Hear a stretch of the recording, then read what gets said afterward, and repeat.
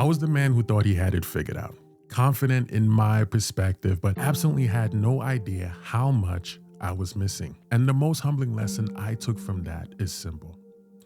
Silencing the woman beside you is not strength. It is the most expensive blind spot a man can carry. I'm Max, and welcome to the Max Code on the Self Unlocked, where we don't chase perfect, we honor the path, learn from the journey, and through awareness, we perfect ourselves. Let's get into it. Today, I want to talk to the men about the woman beside you and what you might be missing by not making space for her voice. But before we get there, let me tell you about a version of me that almost missed it entirely.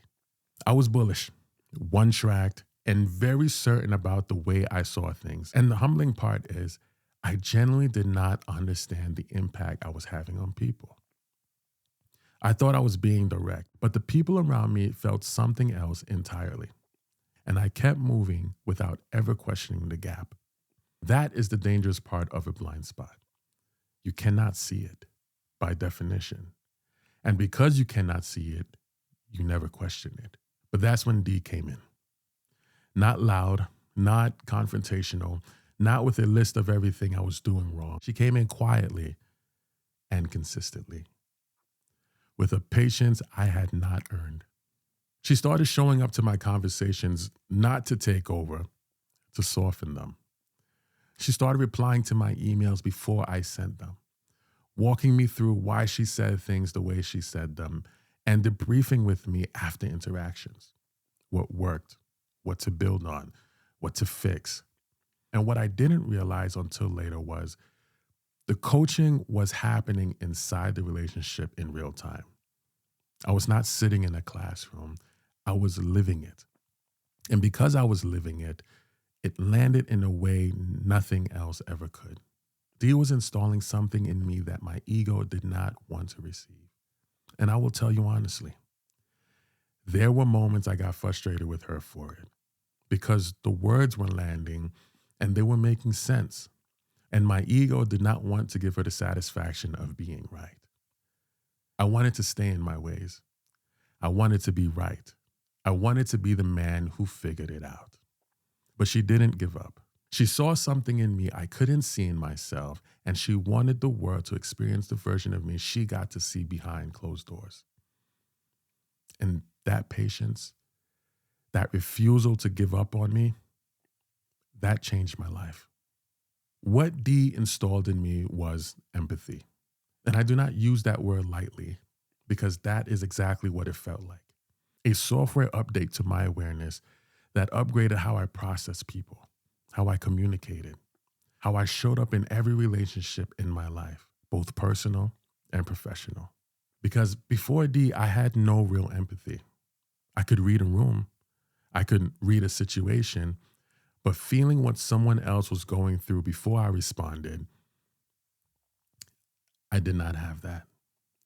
And that gap was quietly damaging relationships I actually cared about without me even knowing it. Dee's strength, her strength, covered my blind spot. And when I finally stopped fighting it and started trusting it, something unlocked. Not just in my marriage, in my business, in my friendships, in the way people experienced me. She saved relationships I didn't even know were at risk. She fostered connections I would have never made on my own. She developed something in me I could not have developed without her. And here's what I want every man to understand. That is not weakness. That is design. Women are not strongly documented throughout history. And that alone says everything about the times they lived in. But in scripture, Esther, Rahab, Deborah, these women changed the course of history. Not because they were the strongest or the fastest, but because they were exactly what the moment needed. And they showed up through their femininity, not despite it. And the men who recognized that, those were the men whose lives were never the same. Your partner's voice is not competition. It's completion. And every time you silence it, you are cutting yourself off from something you were never meant to carry without her. Now to my brothers, let me speak to you directly.